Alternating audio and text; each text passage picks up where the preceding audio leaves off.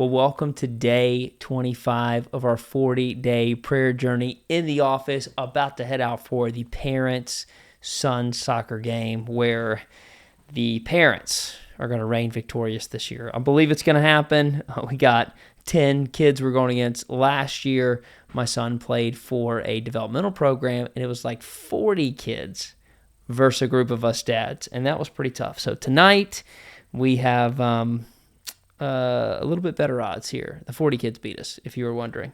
But we are praying on this journey. Pray I don't end up in the hospital, because when you're 40 and you're running around a soccer field like that, it's easy to tear an ACL. We don't want that to happen. Yes, even when you're playing a group of 8-year-olds. Okay, anyway, day 25. I love this. This is really about drawing circles and being a prophetic voice in other people's lives. I love what he says. Mark Batterson says on page 140, prayer isn't just the way we cultivate our own potential. Prayer is the way we recognize potential in others. Like Paul, who saw gifts in Timothy that Timothy couldn't see in himself. We, through prayer, are enabled to see with prophetic eyes. We are given supernatural insight. Then we are prepared to speak prophetic boldness into the lives God has positioned in our path. Love that. I love praying over people. I love praying and seeing potential in people. But I like that line that we're seeing things in them they don't see yet. I actually just got off a cohort with 30-something leaders.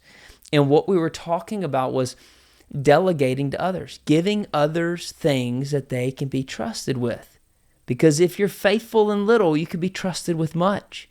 But many times we have this limiting belief. If it's going to be, it's up to me. I'm going to take it. I'm going to do it.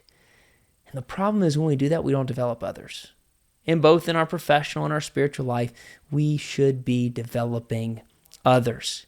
And through prayer, we can see things in the supernatural that we can't see in the natural. We can see potential in someone who just needs to be discipled, who just needs to be encouraged, who just needs to be led well.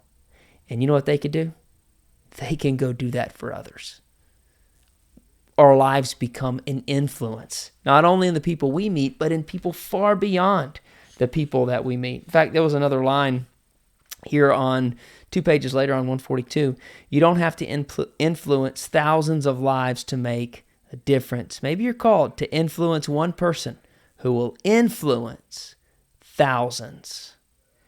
Prayer is the way we recognize the potential in others. So my question for you today, are you slowing down long enough? I mean, when I'm talking to these leaders about delegation, that's really what I asked them. Are you slowing down long enough to see potential in other people and to give them something that could be a growth opportunity for them? How about that for you? Are you doing that? I'll leave you with this last thought. I love this thought.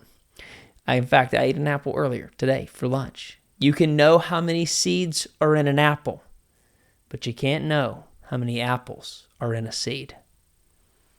Think about that for a minute. That's the power of our influence. Walking through the orchards with the family a couple weeks ago, I was thinking, look how many apples came from some small seeds. We got to pray and invest into the potentials of others. I'll see you tomorrow.